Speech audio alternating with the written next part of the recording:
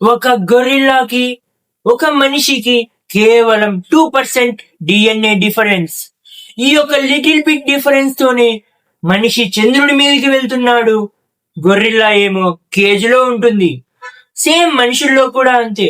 ఎందుకు poor rich గా ఉన్నారంటే little bit mind set difference. నన్ను చాలా మంది అడుగుతున్నారు, పూర్ పీపుల్ కాడ రిసోర్సెస్ ఏమీ ఉండవు కదా? నీ కాడ ప్రతి ఒక్క రిసోర్సెస్ ఉన్నాయి. ఫర్ ఎగ్జాంపుల్ ఫస్ట్ జనరేషన్ తీసుకుందాం, వాళ్ళలో ప్రతి ఒక్కరు రిచ్ అయ్యారు, 80-70% రిచ్ అయ్యారు. వాళ్ళ పేరెంట్స్ ఆస్తులు ఏమీ తీసుకోలేదు. ఈ యొక్క వీడియో చూడడం నీ యొక్క బెస్ట్ ప్రివిలేజ్ అనుకో. నీ కాడ ప్రతి ఒక్క రిసోర్సెస్ ఉన్నాయి. మిత్రమా, నువ్వు ఇప్పుడే కంటెంట్ క్రియేషన్ స్టార్ట్ చేయి.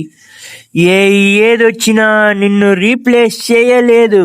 నీ యొక్క ఎమోషన్ని, నీ యొక్క చిలక పలుకుల్ని, నీ యొక్క సౌల్ని ఈ యొక్క ఎప్పటికీ రీప్లేస్ చేయలేదు. అందుకే నేను చెప్తున్నాను, కంటెంట్ క్రియేషన్ స్టార్ట్ చేయి. ఇంటర్నెట్ లో ప్రతి ఒక్క స్కిల్స్ లభిస్తున్నాయి. చాట్ జీపీటీ ఉంది, యూట్యూబ్ లో చాలా స్కిల్స్ ఉన్నాయి.